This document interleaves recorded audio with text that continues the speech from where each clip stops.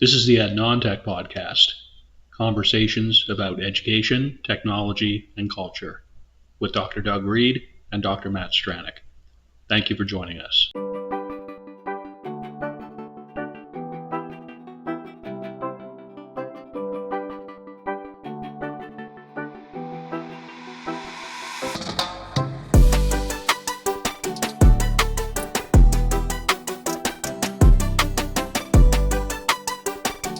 My name is Dr. Doug Reed, and I am located in Abagway, the traditional and unceded territory of the Mi'kmaq people.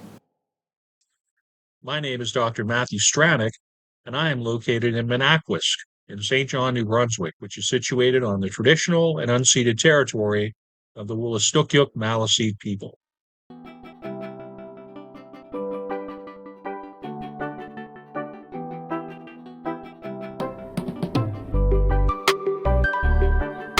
Hey everybody, welcome to the latest installment of the Non-Tech Podcast. Episode, I think this actually is episode 40 that's going up here, Doug. I'll take your word for it. The big 40, serious stuff. And we're going with we're keeping with the seasonal theme, seasonal-ish. For those who are playing along at home. The last episode, rather an ingenious addition by Aaron, Dr. Doug's fellow educator partner, right? She sort of threw us that one about the ghosts of the past, present, and future. So we are landing, I believe, if I'm looking off the right set of notes, we're looking at the ghost of EdTech present here, aren't we, Doug?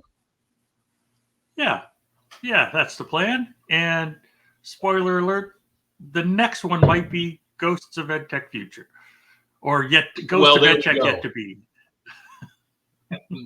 And then we have and then further to that, there's the plan for the mystery episode for the very end of the year. I think we're gonna get that one out, and then we're gonna make it easy on ourselves by defaulting back to the episode that we were meant to do last episode instead of the episode that we did. So you can imagine all the goings on behind the scenes for this. So well done, Doug, for putting those notes together, as always. Looking forward to diving in. Anything else you want to add before we get started here proper, bud? When we finish, I want to go back and count the number of times you said episode in that last sentence. Oh, really? Because I think you said it about 5 times, and they all made sense. But it was just funny to me. I'm just. Oh, really? Today, so. Should I be? Should we be looking to chop that for quality assurance purposes? Should I flag that in Camtasia?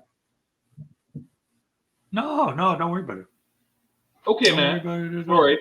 Right, there is stuff that we chop, but not that. That's cool. I've been known to remove the occasional verbal tick from a conversation using Camtasia. So I will review the transcript, as it were, and cut or not accordingly, Doug. Yeah, fair enough. Now, Just before we get started, I was kicking myself this morning because last episode was like Ghosts of EdTech Past, and I found this shirt. And I wore this shirt, this ECU, my alma mater shirt, on like our very first episode. And I realized that would be EdTech Past.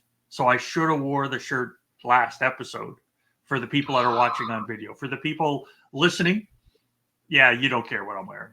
That's fine. But it was just, oh yeah, I got this shirt, and this will be like the 5th time I've worn it in 20 some years. But one of those things. I'm a pack rat. Mm-hmm. It adds a certain je ne sais quoi to the thing, if I can say.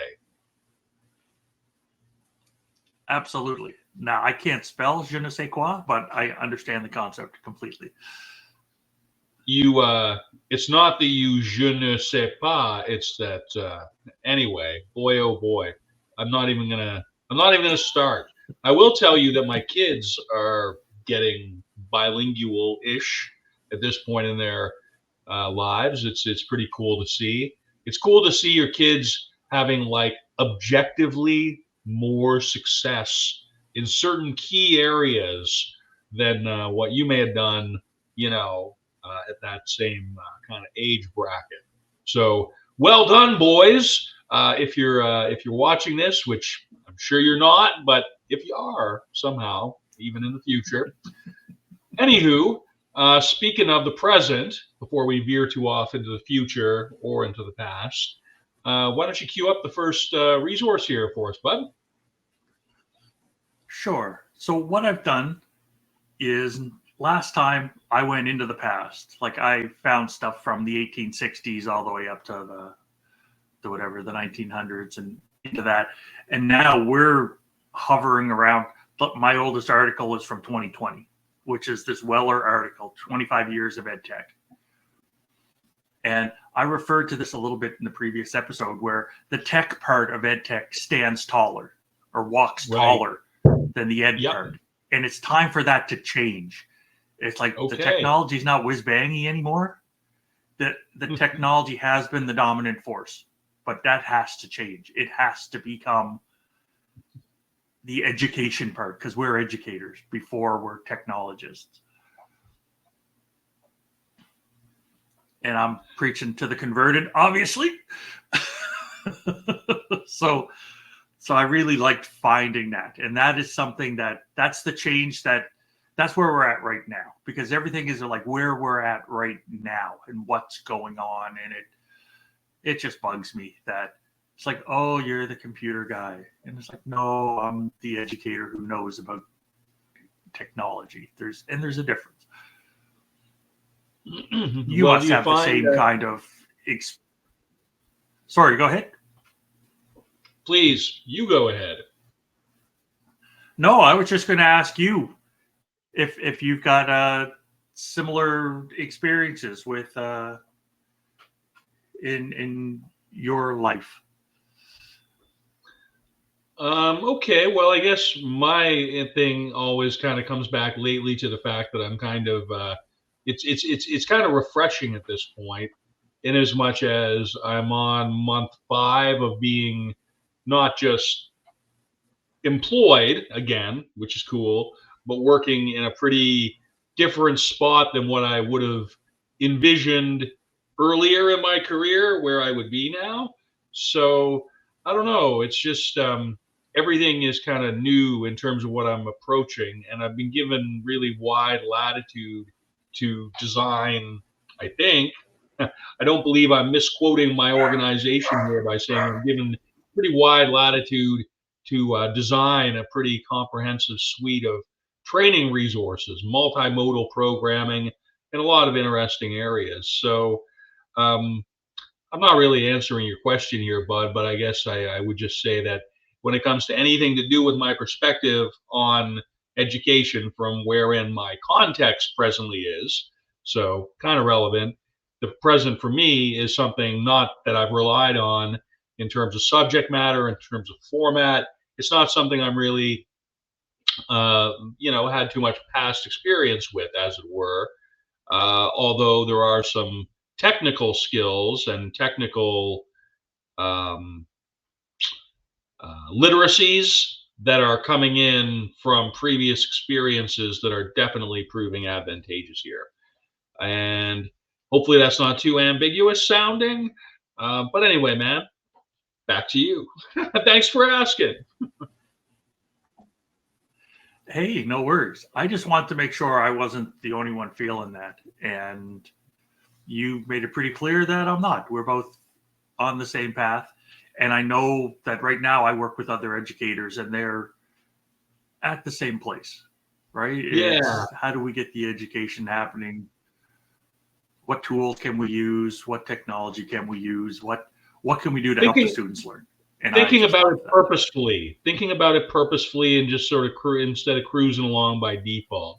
So Yeah, man. And I'll be honest, I've had a lot of, I don't want to say personal turbulence. It's not turbulence going on. But if I'm not totally locked into the moment to the extent that I would prefer to be, I have to acknowledge it's due to the fact somewhat that a very beloved family member passed away. My grandmother Anne, who lived to be well into her 80s, has passed away, and it was totally time for her, and it was it happened in a very organic. It was the best kind of way for it to happen, as per the situation at hand, and with my family around her. So, but still, it's kind of bandwidth that I would normally have to engage in witty repartee isn't maybe as quite as there today, just because this kind of thing's been going on right in the background. So, And it's not the background. I was sorry to hear that when that popped up it's on social media. and I appreciate that, and it is the most like normal, natural thing in the world. And I want to say, people, you don't need to be sorry. It was beautiful and it was time, but I also understand that people are sorry because it's just it's just that's what you say, and I get it. She had an amazing life. She leaves a huge, brilliant legacy, full of connections of people that I don't even know about, that just she she was one of the stars in their sky, and yeah. So anyway, man, thanks for allowing me to diverge onto that a bit here. So where are we going next with this? I mean, Weller. But Okay, that's part of our current life. That's part of true. The current ed tech, right? Because this happens, and how do we roll with it? And I have no idea how to flow that into the next article other than just an abrupt jump. So I'm just going to abruptly jump. Okay, well, just one more thing then, if I may, is that shout out to Weller, sure. shout out to that 25 years of ed tech reading, that book. It's a pretty high level overview, and it's pretty breezy. It's pretty easy to read as far as these things go. I've said this before. I think that Weller has a way of writing conversationally on his blogs, and some of his things that come out in book formats and other formats. So it's I don't often make the recommendation on this show that something is enjoyable to read, but here we are. I am. So anyway, thanks for that, Doug. Oh, you're welcome. And that's his writing is something that I just love. Like I went through so many articles in the last 2 weeks to try to find what we were going to talk about, and so many of them were like dense and difficult on purpose. Like, right. So I'm reading it, and it's like there's an easy way to state that, right? And there's an easier way to state this. And so reading Weller's was just, he got to the point. The points were good. They made sense. He could have made it a lot harder to read, but he didn't. He chose to make it welcoming and open, and it was just a joy. To be honest, it's like, I can read this because being a history nerd, like my first degree was history, and I've read history textbooks from 100 years ago. I've read them from 50 years ago, and now I'm reading the current ones, and the current ones are so much easier to read because the style has changed to a way that makes more sense for the current everyday readers. Like, stuff doesn't have to be hard just to be hard, right? If you can't present a concept and have people understand it, then you don't understand it well enough, or you're not a very good writer, right? That's where I live with those sorts of ideas. Anyway, I'm going to get off my soapbox and go to the 2023 Kersens and Van Dyke article. Awesome. They talk about the platformization of primary education in the Netherlands. And I like reading stuff from the Netherlands because it really is. And platformization is like the penetration of infrastructures, economic processes, and government frameworks of platforms in different sectors or spheres of your life. And we have so many of those in ed tech. And that's what some of the big companies have built, right? It's like, oh, what infrastructure do you have? Oh, we're a Google school, or we're a Microsoft school, or I'm in the Apple infrastructure, right? Like, and all those things mean different interactions and different things are going to happen. So part of what we're dealing with now in ed tech is the infrastructure, the platformization. It's like, where are we going? Like, even with learning management systems. Oh, are you a D2L school? Are you a Canvas school? Are you a Blackboard school, a Moodle school? All of those things impact education. And we're dealing with that in a way that just drives me bonkers, because we can't pick and choose anymore. It can't be a little bit of this and a little bit of that. It's like when we redid our audio systems here. You were so smart. You went and you bought a set and plugged it in and everything worked. And I went and bought a mic, and then I bought a mic arm, and then and all the pieces were separate, and it took me 2 weeks to figure out how to put it together to make it work. So the picking and choosing is just tougher than it needs to be, and the platformization makes a lot of sense that way. And it's just, that's kind of where we are. But that's also part of the commercialization of ed tech, which I'm not a big fan of. It's the monetization gets away from the let's help the students, in my humble opinion. I'm wondering what your thoughts are on all that. Yeah, well, I mean, there's a lot to respond to there, Doug, but I appreciate a lot of what you were saying. I guess I'll just say shout out to BC Campus, shout out to eCampus Ontario for having significant repositories available to not just educators, but students directly through eText, things like H5P repositories, which I'm just completely enamored with, how-to guides, templates for course development, e-learning, webinars. I mean, to me, this is very good use of significant amounts of post-secondary government, expenditure in those areas to make it more accessible. It's just really, shows a lot of foresight, a lot of good long-term planning, but more importantly, good execution by people who are committed to it. Like being able to have an educational mindset, even though they might be far further behind the scenes than you typically imagine an educator being, right?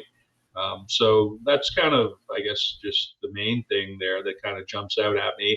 I guess the other thing that sort of you refer to in terms of when I think platformization, just in terms of how it's presented there, which is really quite cool.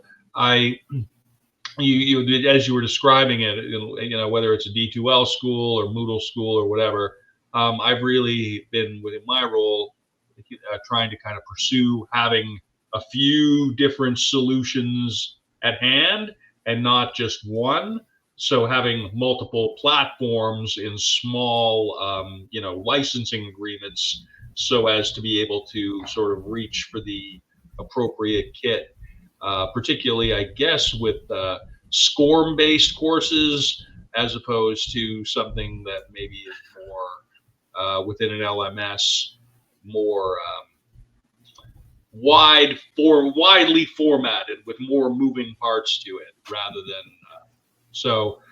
not to get too far into the weeds from a technical standpoint here, but I guess it's anything to do with ed tech tends to be inherently fraught because it involves budgetary expenditure, and just anything that goes along with more than one stakeholder having a line budget item, it becomes a bit of a shit show.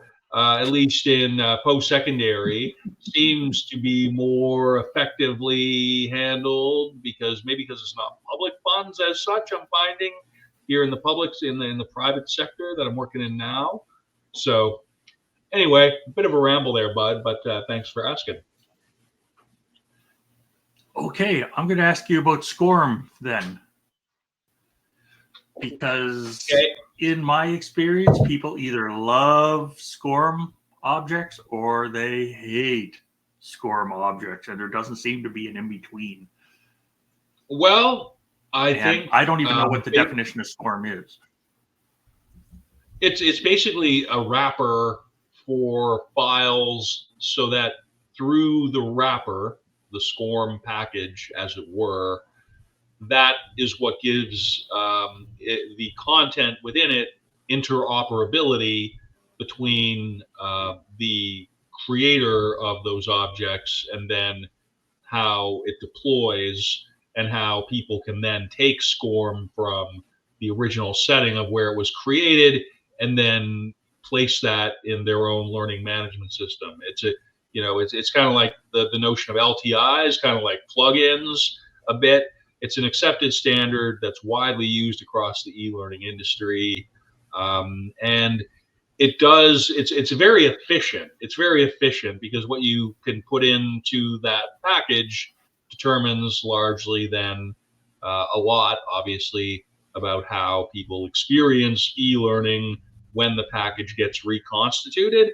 I've kind of likened it a bit to a really hyped up PowerPoint in terms of what that looks like, just with the moving slides experience, maybe like a automated robo voice kind of reading it out to you. Not a lot of, you may have some limited drag and drop kind of opportunities or kind of quizzes within it, but it's very scripted, right? Everything flows in a certain way and you just complete it from start to finish. Not unlike watching a video almost, except it is, I think, more typically like a PowerPoint. I've seen some really cool objects built into it. People who actually take the development once it's reconstituted within their local system and done some really, really time and labor intensive interactions on top of that.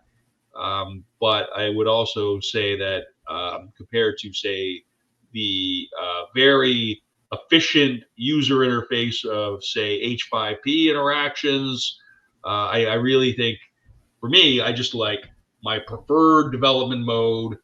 And I guess I do have my time at Thompson Rivers to credit for that, just because that was where I first, kind of experienced it, is using just very easy to use, very user friendly H5P interactions. I don't feel the need to have to go like get trained up on Adobe Cloud or whatever.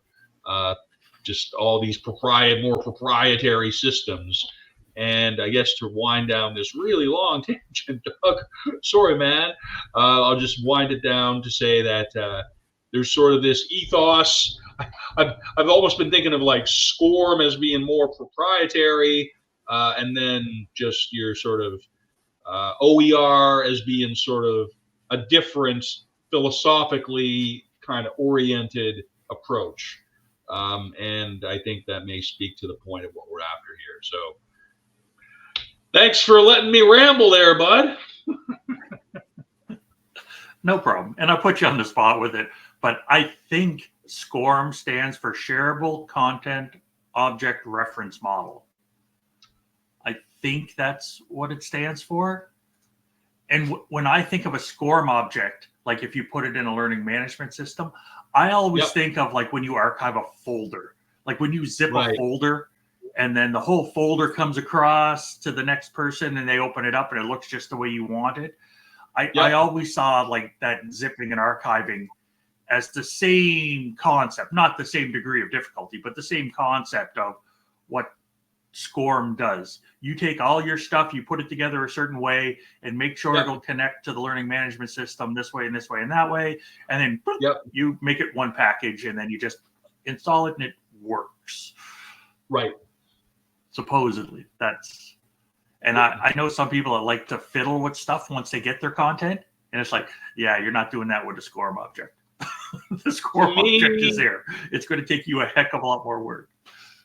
So ultimately, and this is actually, I think, conducive to our point here. I think there's really an important role that the high production values has to play. Like if you are doing stuff with online learning and you have the ability to make it more visually appealing, having effective user experience, managing the experience so that you don't have people scrolling endlessly or doing clicks to like empty pages or whatever, just basic good instructional design, user experience, I think that can go a long way. And I think if you get sort of spending more time like just on the technical aspects of the development, I think privilege is a skill set that's not really necessary to the practicing conscientious educator. So this is where my philosophical preference tends to be with H5P interactions, with whatever can have a reasonably, cool level of production value, but with the most limited possible necessary learning curve for the ability to do that. The tech to do that should have the least possible learning curve, in my opinion. So SCORM tends to privilege the tech aspect of it more, and OER definitely, when it's being done properly, I think tends to privilege the ed part of the equation there, if I can. Yes, and that leads nicely into my next article, the 2022 Halim, Javed, Quadri, and Suman article, but understanding the role of digital technologies in education. And you just described it really nicely for the balance of the technical abilities people have. And they talked about sustainable development, and they talked about how all this implementation has impacted schools and institutions. Go ahead. Well, just not to put too much fine a point on the effect that COVID had, but when I think of my own personal hangups and conundrums professionally at the time, when I really visualize COVID learning, I think of my kids' educators, the K-12 teachers, adapting to it. And I think those lessons are not lost in the present environment. Hopefully there's some traces of how to be flexible and how to kind of move through contemporarily, having learned from that somehow, right? Because that's still relatively recent lessons. Anyway, I don't know that actually speaks to the reading, pal, but that was what was going through my mind. So. No, it was, because look at the development that had to happen suddenly. Like in March 2020, suddenly all of these things changed right now. All of those platforms were just kind of sitting there as capabilities, where a few self-chosen, largely people who thought they were cool, kind of knew about them, as opposed to, okay, what do we use? So suddenly all this stuff went from being very abstract and in the background, if you will, to being of sudden immediate urgency. And the extent to which some of those experiments proved fruitful, I saw evidence of that with what my kids' teachers were able to achieve. Of course, some of it fell flat, but I think by and large, the mass amount of innovation that had to happen in a relatively short period of time probably was a helpful exercise, not just in the outputs, but in the habits of thinking, which people had to exercise on the spot. So anyway, that's just, again, I think, timely reminders of how everything has changed in terms of how we think about platforming and deploying technology within still within the past 5 years, for sure. It's quite different now, right? I think so. Oh, absolutely. And the big question is the sustainability. Yes. Every teacher I talk to is like, every September, because that's when school starts here. It's like, here's the new initiatives coming to the school. And the old timers kind of sit back and it's like, yeah, okay. This happens every year. There's a new couple every year. I'll sit back and see if this one's actually going to like kick in and actually be a thing, or if it's just something we're going to waste our time on for a month or two and then go back to the old ways. Yeah, I appreciate that you're characterizing a certain set of people out there who may not race to embrace whatever is being brought out by the administration of their organization on a mandated innovation is just the worst. It's like that's it. That's what causes the eye rolls. That's what causes people to disengage. When things can kind of emerge from the grassroots and take hold as an initiative, that's, I think, preferable. But yeah, again, just change, right? It's always happening. You can't escape it, basically. Well, that's that line I loved from a person I work with at TRU, Thompson Rivers. Okay. It was, change is inevitable, suffering is optional.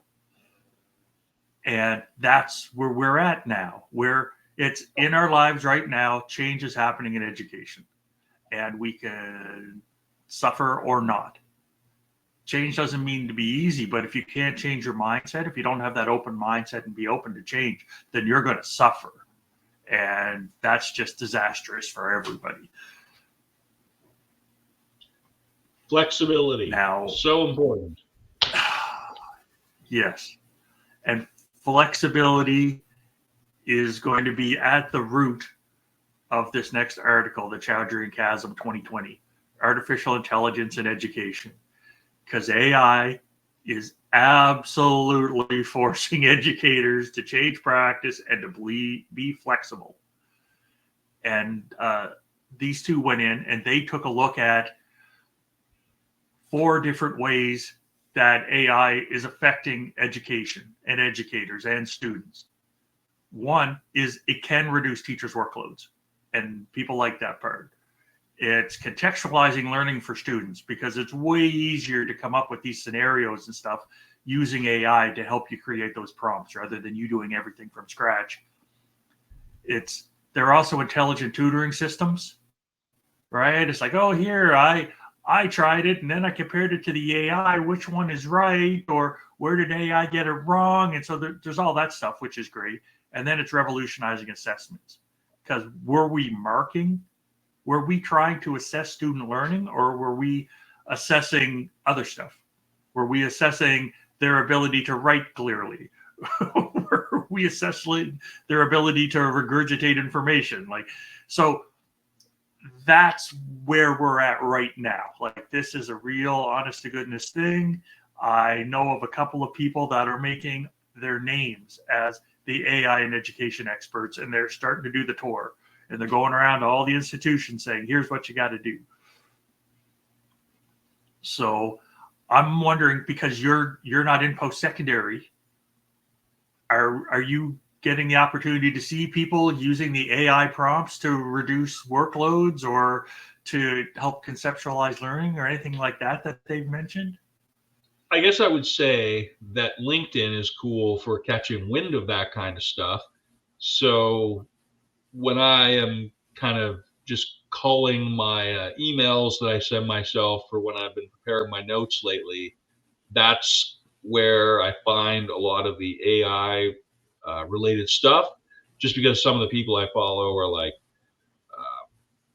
higher ranking academics and or government workers who have policy to say, things, commentary on policy and announcements of things. I just think following that line of discourse on it is more helpful than just kind of like, here's the latest hype article. So this is, I guess, why, so in terms of my immediate work situation, to answer your question, not so much. But I'm also aware that within the security environment, for sure, just things like having cameras that profile in advance. There are some very like potentially sticky areas where AI, because it is a tool, can be misapplied or improperly or without due thought. And I don't think the area that I work in is particularly unique in that regard, because as a society across all sectors, it's the AI pivot TM, which we came up with on the show. I'm going to have to put that in the Yes, we metadata. did. The AI pivot TM. Anyway, yeah. So I just think, like, to speak to post-secondary and to speak to as somebody who's more focused on workplace learning, if one of the acknowledged benefits, one of the acknowledged purposes of higher ed, post-secondary higher ed. I know you don't like that term, Doug, higher ed. True enough. But is to get people ready to participate meaningfully in the workforce.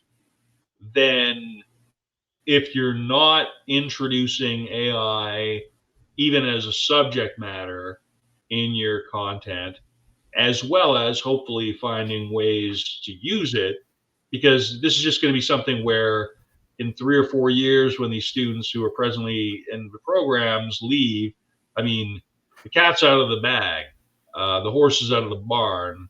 It's there's just going to be more of this. It's just going to be AI is just going to become the default setting. It's just, you won't even have to mention it anymore, just because it's like saying, well, I used a graphics program, or I used a some sort of search engine. It's just going to be so ubiquitous and so embedded in everything we do that you won't have to even mention it anymore.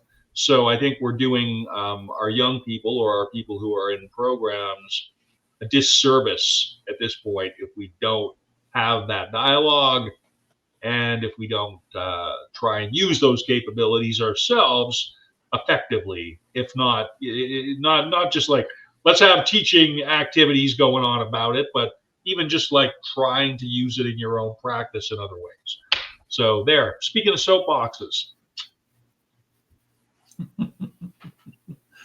Yeah, I'm agreeing with everything you're saying, and some of the interesting stuff that I've been reading outside of this, because I needed to narrow it down to one article, basically, because there was a bunch, because that is the latest and greatest. That's the one that's on fire right now, and almost every article I read said you have to embrace it. You can't say no, you can't ban it, which makes me feel better, because a few episodes ago, I said the exact same thing. You can't ban this stuff. It's here. It's now. You got to deal with it. And it makes me feel better to know that I'm on the same page as all these other people. I think we're headed in the right direction. How do we use this tool to help?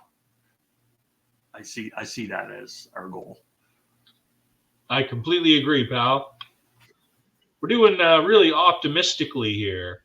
And then you have Cares and Butchner.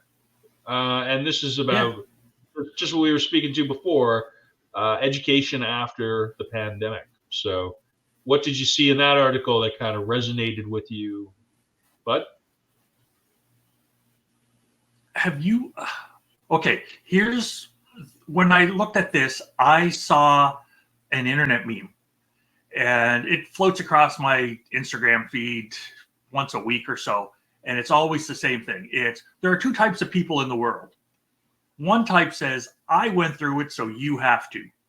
And the other type says, I went through it, so you don't have to. And that's what this struck me as. Like, we had the pandemic, and we're still dealing with COVID, but we're trying to shift. And some people want to shift back to the way it was before, right? I want to go back to where we were in 2019. I've learned, I survived it, and forget it. I'm going back to 2019. And other people are saying, no, what did we learn? How can we include that in our practice? how can we have more online and more blended courses and go that way? Because it's not online is bad, because the pandemic pivot was not online. That was a disastrous, oh my goodness, we got to go now. We got a week. Make it happen. Change your whole professional practice in a week or 2 weeks, or maybe some places said it's a month, but then all these kids are sitting at home we're supposed to be in school. So this was really the dichotomy between jump back or learn from it and roll.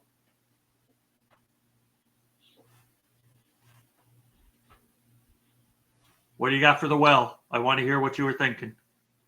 Only to the extent that I've been hearing about the stresses and everything that was very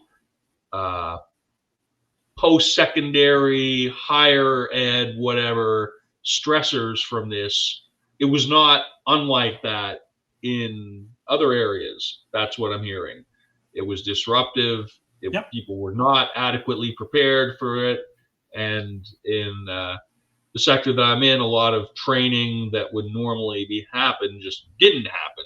It's not even that they had that it got restructured. It's just that it didn't end up happening, whereas it was before. And now it's sort of, how do you remediate that gap, basically, that accrued over the pandemic and since. You're kind of, how do you go into being now in a situation of being proactive instead of still feeling like you're scrambling to catch up with something from a year or two ago, right? That was the well. And thank you for allowing me to expound upon the well. I'm going to ask you to dive into that well a little bit more, because if somebody was doing training and didn't get to do it for 3 years, is the training actually needed? In if some somehow cases, we survived for 3 years without those people. Go ahead.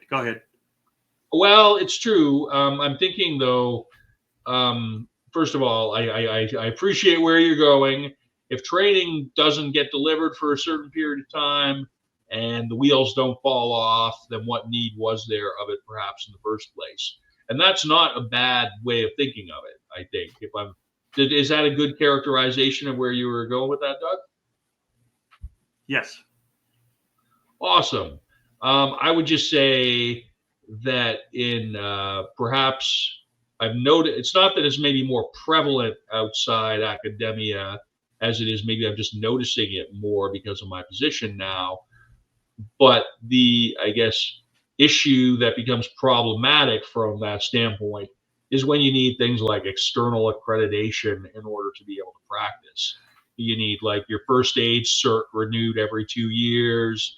You need, for instance, nonviolent training or use of force, or things that actually have certification externally required in order to even be able to operate.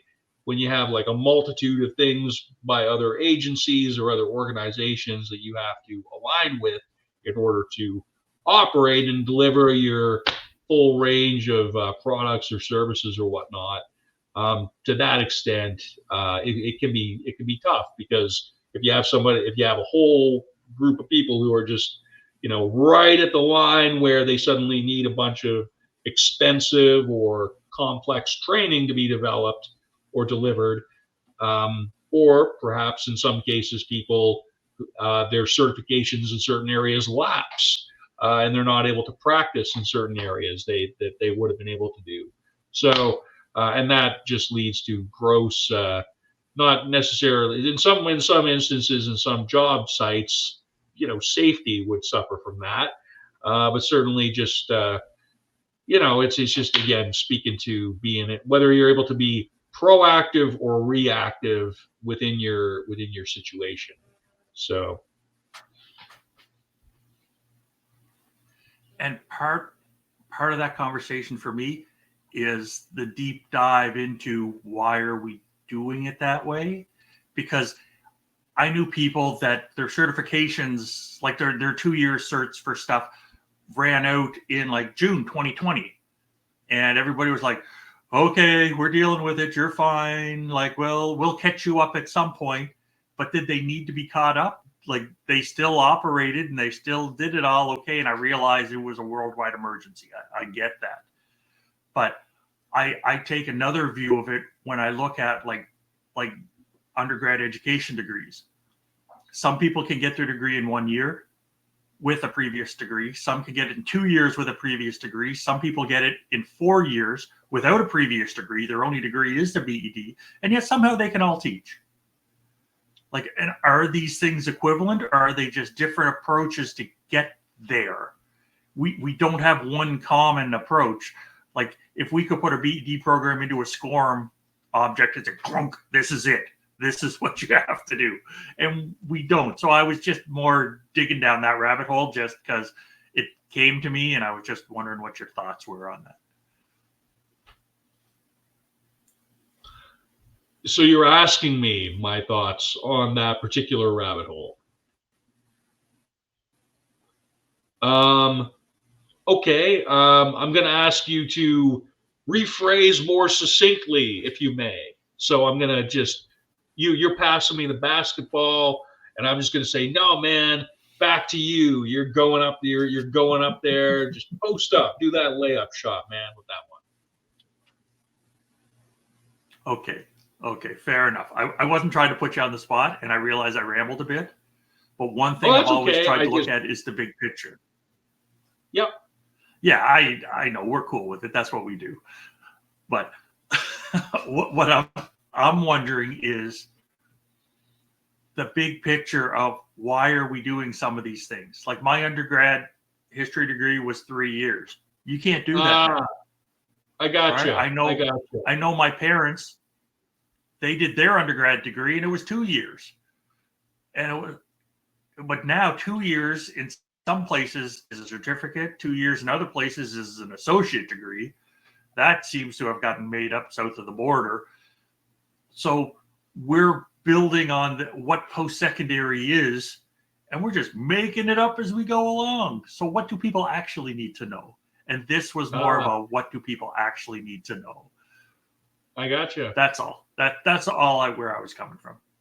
Oh yeah, no, I just think a lot of it's politically laden. I just think whoever has been voted in as a political party, nothing gets is more politicized. Few things, besides maybe government mandates on vaccines, are as fraught as how the federal government invests in certain areas of education, how provincial governments act in certain areas of education, and then at the institutional level, it just seems like what can you do to drive, your highest amount of FTEs, your full-time enrollments, such that you can get the full government grant associated with each of those FTEs, and that's only speaking to the public institutions. I have no idea how that works. And for the private institutions, even though we know you're out there, it's just so it's really just so politically fraught. And when your objective is financial viability or budgetary viability, that's a different thing than trying to have optimal educational processes or outcomes. So thank you, because that brings it back to the article a little bit. And my hope is that the lessons that were learned during COVID and during the pandemic have rolled into educational practice now. And we're going to use some of the advantages that people learned and some of the ways to help students more and continue to do that. That's my hope. And I need to be hopeful, because otherwise I'll be a cynic. And I don't want to be a cynic. I want to have some sort of positivity for the future. The cynics were a very legit philosophical movement back in the day, back like in the ancient Greece times, in a lot of ways considered precursors to both the Epicureans and as well the Stoics, who I've got quite significant interest in, just because, I mean, like, what a miserable way to live your life on the one hand, just doubting and challenging everything. But then on the other hand, what you get through such complete misery is you can be relatively sure it's got value once it gets through all those checks and evaluations, right? So yeah, just the cynics don't want to give them too hard of a rep. That's all. No, not at all. It's just we've lost control of that definition, though. Yes. And society gives them a harder time than where they actually were before. I hear you, man. So that was the last. So those are all the articles that I dug up. You got some very compelling visuals on this one, my dude. Very compelling visuals. Are there any of them that are kind of standing out at you that you want to speak to them here, or?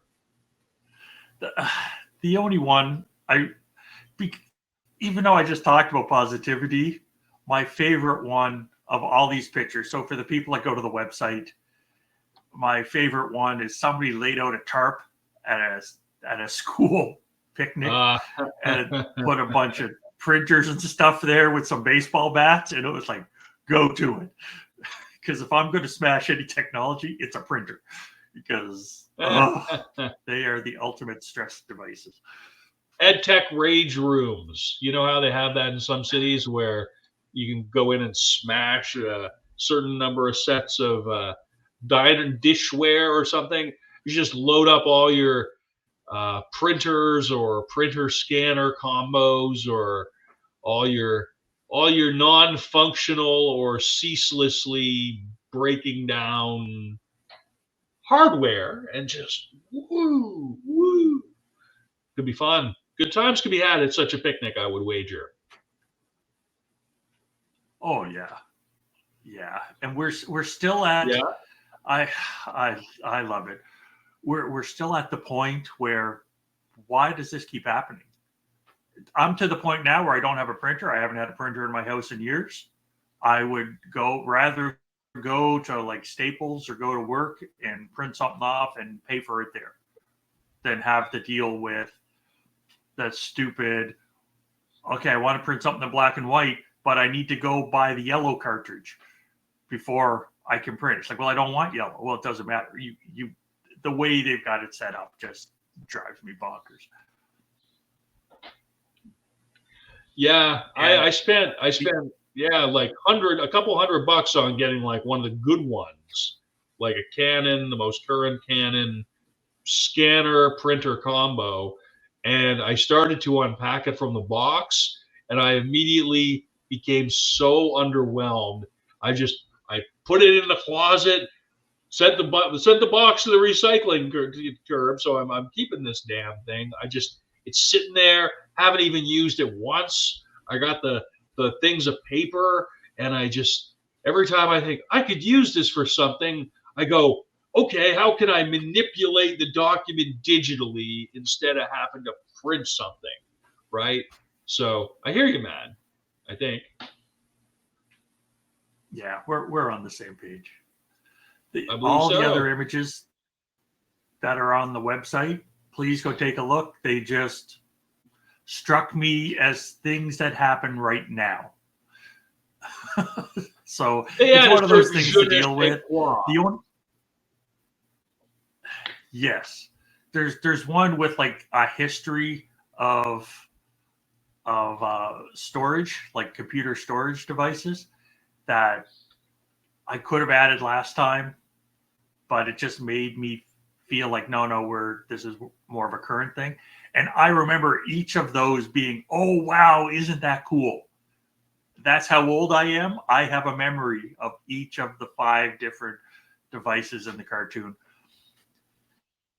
Anyway, that's because I'm old and crusty and nerdy, and I'm fine with that. So I have 3 last things, which is word of the podcast, phrase of the podcast, question of the podcast.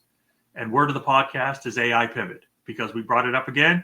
And how do we get that out there as a hashtag someplace. We'll just. I thought word of the podcast was present. It's AI I changed pivot. it. I changed it while we were. As soon as you said AI pivot, I was like, oh man, that's a better word. So I went and changed it. So sorry about that. TM. I got to put the TM beside it. Yeah. Question of the podcast is, what's the current state of ed tech and professional practice? And everybody has their own current state where they're at. Like, some people are working at places with modern technology. Some people are using computers that are Windows 7 devices, right? So where are you at? What are you doing? And the phrase of the podcast is have a few different solutions, not just one. And I think that typifies what we said. It's when you go in to teach a class or you go in to prepare an educational opportunity for a student, you need a few different solutions, not just one. And you put that together really nicely with that turn of phrase. So that had to be my phrase of the podcast. Well, that's sick, my friend. And I mean that in the best possible way. So that's rad. That's rad. I'm enjoying this. I feel like you've been really kind. You've been throwing it to me like, we don't have to do this every week, but I've been kind of I appreciate the tempo of the enhanced schedule that we've been going towards. We did lose about 6 weeks of time during the summer months, closer to 2 by the time you take all the various factors. So if you consider that this is 40 episodes and we're on month 13 with this right now, I think it's the other thing too is just for me not having my kids around.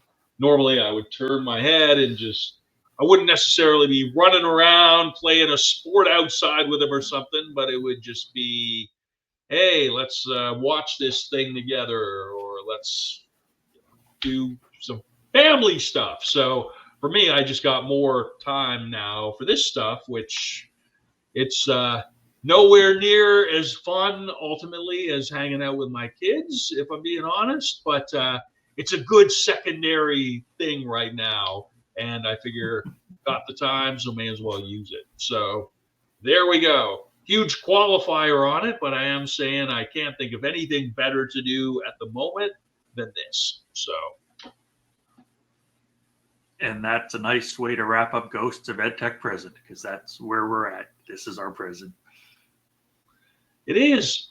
Well, thanks, Doug, for the thanks to Doug and Aaron for the awesome topic on this one. Thanks to all you out there who are listen. My last shout out here is just in terms of mental health. Don't frazzle yourself now going into the holiday period. I feel like I got to throw that out there. Just take care of yourself.